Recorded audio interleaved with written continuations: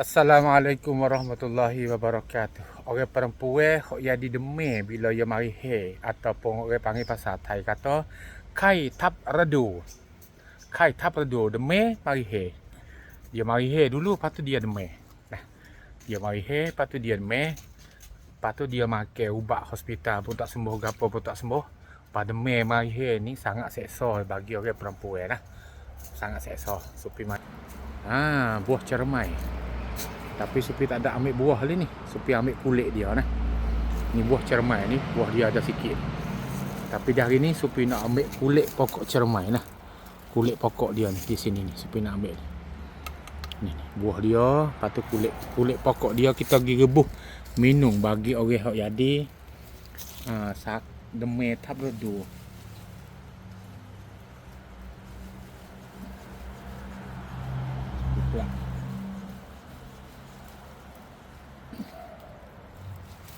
Setara ni boleh nah dengan air setengah liter. Boleh dah setara ni. Kita pergi basuh cuci, lagi kita rebus kokok hak hitam-hitam ni tubik sikit. Orang jadi kai tap redu ni sangat seksa nah orang perempuan. Hak jadi kai tap redu ataupun demam bila dia mari he tu. Nama sebenar tu demam gapo tu minta maaf Supi tak tahu. Tapi Supi panggil mengikut bahasa Siap balik bahasa Melayu. Terjemah bahasa Melayu nah. Kai tu bahasa Melayu panggil demam. Tap tu tindih. Redu tu makna tu mari he lah nah. Ni Supi koyak kulit luar sikit nah. Ni. Kulit luar ni kalau tak koyak, tak upah kulit luar tak ada gapo, tapi takut kita rasa kata makan kerana kulit kayu. Dia tak ada gapo ni. Kalau terawak we dia bomboh dalam kapsul, terlep gerak kita ni. Orang kita ni kalau hak tunjuk hak asli belah ni tu mula nak anti selalu. Tapi bila bubuh dalam kapsul, bubuh dalam gapo, tak ada gapo. Boleh jadi buh katak kering tak tahu mana. Kita makan, kita tak tahu. Tapi kalau buat hak benda-benda asli, benda-benda original belah ni kan, aduh makan kan dang-dang kayu, pucuk-pucuk kayu pula dah. Bila nak sembuh. Orang dah ni teknologi baru dah ni. Orang makan hak proses cepat sudah. Hak tu ikutlah Supi tak ada paksa. Supi tak ada paksa ikut Supi ni. Tak ada paksa gapo lah. Lepas tu Supi kerak. Jadi 2-3 keping. Ni kerak jadi 2-3 keping untuk kita tu nak dia tu keluar. Kosiak jadi cepat banget nah. Dibasuh sikit nah. Lepas Supi setara ni Supi nak bubuh air dalam 2 gelas cukup. Nak cepat melegak nah.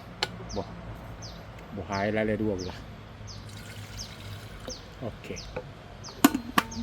Kita buka pis dah, natis dah. Lepas tu Supi nak royak puan wanita hok jadi demam kai tap redu ataupun bila mari he tak ada demam, tak ada gapo apa ikutlah. Jangan makan cuis, jangan makan air batu. Air batu cuis sebelah ni buti-buti dulu start nah. Buti-buti dulu. Sebab gapo tu buti-buti tu? Sebab dia buat beranak ke dia tu jadi tak keluar darah. Jadi supaya sama dengan kita pasteurize ataupun setap kep.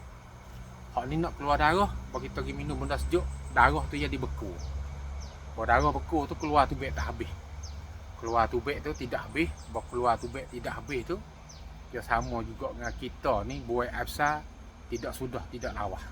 Sama juga. Ataupun kecing, buai air kecil tidak lawas. Serta bahasa nak kecing pula, setari bahasa nak kecing, lepas tu jadi mudarat tu mana? Mudarat tu dia lekat di balik dalam. Itu susah nah, sebab tu jangan lah. Air sejuk, air batu, air cuis, air apa tu berhenti dulu. Kalau bila masa duk mari he tu, berhenti dulu boleh. Berapa hari lah mari he, 7 hari, 8 hari pun ikut lah nah. Ini nih, Supi.